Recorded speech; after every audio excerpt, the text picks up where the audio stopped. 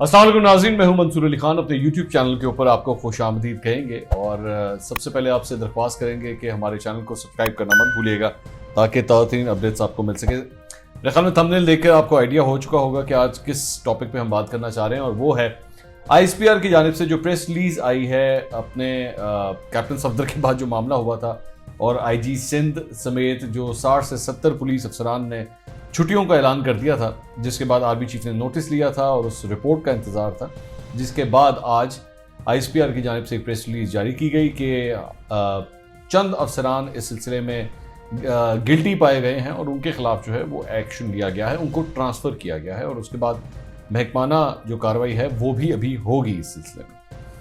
तो इसके ऊपर मुख्तलिफ तज्ज़िये किए जा रहे हैं, कुछ टॉक शोज़ भी हुए, मैंने भी टॉक शो किया और मैंने कुछ लोगों की बात भी सुनी।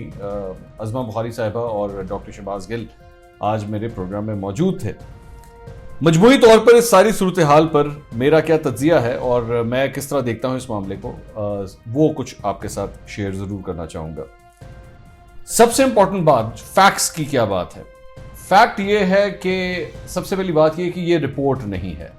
चंद हल्के इसको बार बार ये कह रहे हैं कि जनाब रिपोर्ट आ गई। ये रिपोर्ट नहीं है, ये ISPR की जानिब से एक प्रेस रिलीज है जो कि एक पैराग्राफ के ऊपर मुहित है।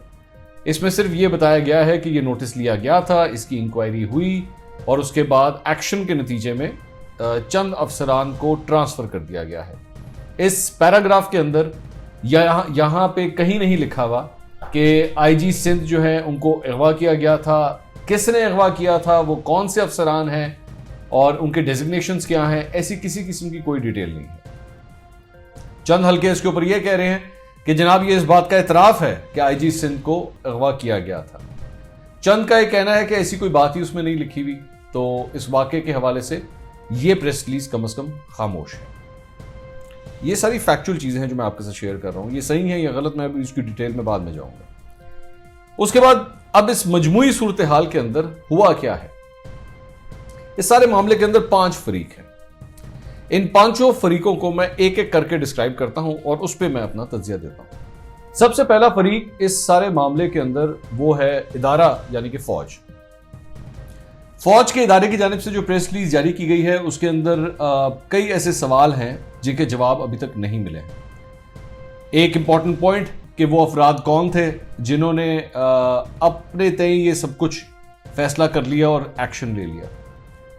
अब अगर ऐसा हुआ है तो सबसे बड़ा सवाल उठता है कि क्या डिसिप्लिन की इतनी बड़ी खिलाफ वर्जी हुई है कि बगैर किसी अहकामात के चंद अफसरों ने खुद फैसला कर लिया और इस मामले के अंदर कोई ऐसी हरकत कर दी, हमें ये नहीं पता क्या हरकत हुई है, एक ऐसी हरकत कर दी कि उनके खिलाफ ये एक्शन लेना पड़ा। एक पॉइंट। दूसरी बात यह कि अगर कोई ऐसी कार्रवाई की गई है और ऐसी कोई ऐसी हरकत हुई है कि इस सिलसिले में एक्शन लिया जाए, तो एक्शन कितना सवेर है और क्या एक्शन दुरुस्त है या नहीं, यानी कि उनके खिलाफ जो एक्शन लिया जा रहा है क्या इतना ही सख्त होना चाहिए था या नहीं होना चाहिए था, इससे ज़्यादा सख्त होना चाहिए था या इससे नरम होना चाहिए था, इसका तयन किस तरह होगा। फौज इसका फैसला खुद करेगी, इदारा इसका फैसला खुद करेगा, ठीक है। उसके बाद आगे चल के एक और इम्पॉर्टेंट बात जो सामने आती है वो ये है कि इस इदारे ने इस सारे मामले के अंदर, इन अफसरान ने इस सारे मामले के अंदर कहां पे इंट्रूजन की, कहां से ये बीच में दाखिल हुए। क्या मामला जब FIR कट गई उसके बाद से शुरू होता है या FIR कटने से पहले इन अफसरान ने इंट्रूजन की और इस मामले के बीच में वो आए। ये सारे सवालात ऐसे हैं जिनके जवाब हमारे पास नहीं है। कुछ लोग ज़राए के हवाले से खबरें ज़रूर चला रहे हैं, लेकिन मेरे ख्याल में हमें फिर भी इंतज़ार करना चाहिए कि फैक्ट जो है वो बाहर आना चाहिए। अब जरा फौज के हवाले से इस पॉइंट के ऊपर आ जाएं कि इसके बाद क्या होगा। क्या ये जो कुछ हो गया ये इतना ही होगा? मैं नहीं समझता। मैं समझता हूं कि ये मामला अब आगे चलेगा। मामला किस तरह आगे चलेगा कि इदारे के लिए एक शर्मिंदगी का बायस बना है ये सारा वाकया। इदारा गुस्से में होगा जब इस किस्म की कोई बात होती है, जब आपको इस किस्म की कोई प्रेस रिलीज जारी करनी हो, कोई भी इदारा हो, चाहे वो फौज हो, पुलिस हो या सियासतदान हो, आपके लिए एक एम्बैरेसिंग सिचुएशन जरूर होती है और उसका फिर एक आफ्टर इफेक्ट भी आता है। वो चाहे आ जाए या ना आए, चंद हफ्ते लगें, चंद महीने लगें, चंद साल भी लग सकते हैं, लेकिन इसका एक रिजल्ट ज़रूर आता है कि आखिर ये वाकया हमें क्यों देखना पड़ा। तो उसके बाद अब इंतज़ार फरमाइए कि ये मामला अब आगे कहाँ तक चलेगा। भूलिएगा मत इस वाक्य को, यह मत समझिएगा कि प्रेस रिलीज आ गई मामला खत्म हो जाएगा। फरीक नंबर 2, हुकूमत, पाकिस्तान तहरीक इंसाफ की जमात, वो किधर खड़ी है? उनकी सूरत हाल यह है कि उन्होंने कोशिश की FIR कटवाने की। FIR कटी किसके नाम? हलीम आदिल शेख के रिश्तेदार के नाम। हलीम आदिल शेख साहब के रिश्तेदार भी माशाल्लाह ऐसे थे कि जिनका माजी जो है वो क्रिमिनल रिकॉर्ड से भरा हुआ था, और उसकी वजह से पाकिस्तान तहरीक इंसाफ को बड़ी शर्मिंदगी उठाना पड़ी। अगर कोई इनको कम से कम इतनी ही एडवाइस दे देता कि और कुछ नहीं तो अपने किसी विफाकी वजीर की मुद्दत के अंदर ही ये FIR कटवा देते। फैसल वाडा वहां पे मौजूद थे, अली जैदी वहां पे मौजूद थे, हलीम आदिल शेख खुद वहां पे मौजूद थे, और कई लोग थे जिनकी मुद्दत के अंदर ये सब कुछ हो सकता था, लेकिन एक ऐसे शख्स को चुना गया जो वहां पे मौजूद भी नहीं था। तहकीकात ये बताती हैं कि वो शख्स मज़ार कायद पे मौजूद भी नहीं था, और उसकी मदीयत में आपने इतनी फजूल, इतनी कमजोर FIR कटवाई कि आपने अपना केस खुद खराब कर दिया। उसके बाद मेरे कप्तान का एक बयान कि जनाब मुझे तो ये सब कुछ कॉमेडी लगता है। आपकी इस कॉमेडी के नतीजे में कम से कम 3 अफसरान अपने ओहदों से ट्रांसफर हो गए। आपकी इस कॉमेडी के नतीजे में एक इदारे को इतनी शर्मिंदगी का सामना करना पड़ा, तो आपको ये सब कुछ एक कॉमेडी लगता है। चले, हंस लिया अगर आपने हो तो अब जरा सोचने के ऊपर भी थोड़ा सा वक्त लगाइएगा। फरीक number 3, Pakistan Peoples Party Sindh की हुकूमत, वो किधर खड़ी है? मुझे इस तरह लगता है कि इस सारे मामले में अगर सबसे ज्यादा फायदा किसी को हुआ है तो वो सिंध की हुकूमत है, जिसने अपनी रिट भी मनवा ली, यह भी कह दिया कि जनाब हमारे पुलिस अफसरों के साथ ज्यादती हुई है। FIR जो कटी थी वो भी इतनी खराब थी कि आप कानूनी रास्ते से भी बच निकले, एक्शन आपने लिया कोई नहीं। कैप्टन सफदर जो है वो आज भी आराम से कराची से जाने में कामयाब हो गए, और इतनी लूज आपकी कानूनी कार्रवाई थी। सियासत के हवाले से आपने प्रेस कॉन्फ्रेंस की, आर्मी चीफ ने एक्शन भी ले लिया।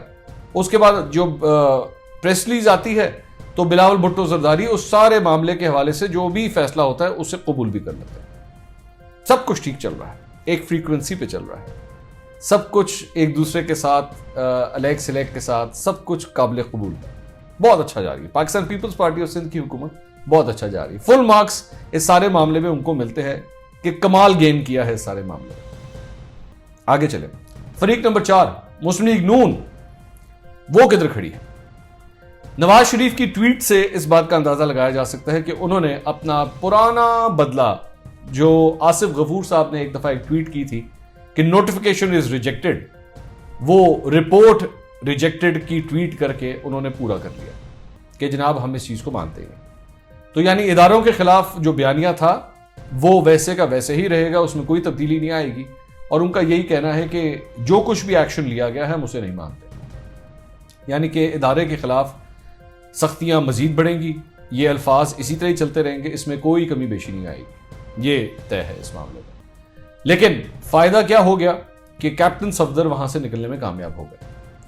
अफसोस किस बात का है कि इदारे ने जैसा भी एक्शन लिया, चलें अगर आपको बेशक नहीं पसंद, अगर बेहतर ना होता कि कैप्टन सफदर भी इस बात का एहसास कर लेते कि चले इस मामले को खत्म करने के लिए मैं माजरत खा हूं और मैंने जो कुछ किया वो गलत था, मुझे नहीं करना चाहिए था और मैं आइंदा एहतियात बरतूंगा। ऐसा नहीं है कि आपने जो कुछ कर दिया अब आप उसको जस्टिफाई करने की कोशिश करें कि नहीं जनाब मज़ार कायद के ऊपर ऐसी कोई बात ही नहीं हुई या हमने तो कुछ भी नहीं किया।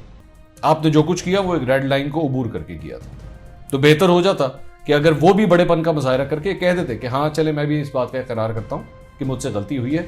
जब इदारा भी ये सब कुछ कर रहा है तो आप भी ये कर लेते तो कुछ बुरा ना होता। लेकिन मुस्लिम लीग नून इससे नहीं हटेगी, वो अपने बयानिए के ऊपर उसी तरह ही चलती रहेगी। अब सबसे अहम फरीक, पांचवा फरीक, वो है आम अवाम। आम अवाम ने सारे किस्से से क्या सीखा, गौर से सुनिएगा। सिंध पुलिस के आईजी को अगर आम अवाम अगवा करने की कोशिश करेगी तो ऐसी फेंटी पड़ेगी कि आपको लग पता जाएगा। आपके लिए प्रेस रिलीज नहीं निकलेगी, आप सीधा पीछे सुलाखों के पीछे जाएंगे। आम अवाम अगर कोशिश करेगी जाके एफआईआर कटवाने की किसी के खिलाफ तो इस तरह नहीं कटेगी कि आप कहें कि एफआईआर कटनी है तो इदारा पूरा का पूरा हरकत में आ जाए और आपकी एफआईआर कट जाए। आपको आज भी अपनी एफआईआर कटाने के लिए सिफारिशों की जरूरत पड़ेगी या रिश्वत की जरूरत पड़ेगी, क्योंकि सिंध पुलिस इतने आराम से तो नहीं मानती। आम अवाम अगर मज़ार कायद पे जाके बेहुरमती करने की किसी की कोशिश करेगी, वहां पे नारेबाजी करेगी या कोई ऐसी हरकत करेगी जिससे मज़ार कायद की बेहुरमती हुई है, तो आपको डंडा भी पड़ेगा, लाठी भी पड़ेगी और आपकी जमानत भी नहीं होगी, क्योंकि आप कैप्टन सफदर नहीं है। आपके पास ऐसे ना वकील हैं, ना ये कानूनी सिस्टम आपको सपोर्ट करेगा। आपको लग पता जाएगा अगर आपने मज़ार कायद के ऊपर एक भी नारा मारने की कोशिश की। उसके बाद अगर आपने छुट्टियों पे जाने की कोशिश की और यह कहने की कोशिश की कि जनाब देखें हमारे साथ ज्यादती हो गई है, इदारे ने हमारे साथ ज्यादती कर दी है, तो यह भी मत समझिएगा कि आपके लिए किसी किस्म की कोई इंक्वायरी की जाएगी। ये आपकी छुट्टियों वुट्टियों से कोई फर्क नहीं पड़ता। ये बड़ी बड़ी सियासी जमातें या सूबाई हुकूमतें ये सब कुछ कर सकती हैं, आप ऐसा कुछ नहीं कर सकते। ये फैसिलिटी आपके लिए मौजूद नहीं। वो जिस तरह अक्सर होता है ना, आप फोन करते हैं तो वहां से आगे से खातून बोलती है आपके पास मतलूबा सहूलत मुयस्सर नहीं है।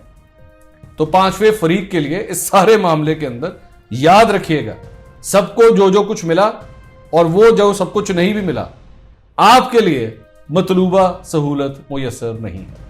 आप लाइन में उसी तरह ही लगेंगे FIR कटवाने के लिए। कानून हरकत में आता है या नहीं आता, पुराने दिनों की तरह सिलसिला उसी तरह ही चलता रहेगा। इसलिए आप सिर्फ तमाशा देखिए कि अब आगे क्या क्या होता है। हमारे चैनल को सब्सक्राइब करना मत भूलिएगा। वीडियो पे अगर आप कमेंट करना चाहें तो कमेंट सेक्शन में ज़रूर कमेंट कीजिएगा और अपनी राय से हमें ज़रूर आगाह कीजिएगा। अल्लाह हाफ़िज़।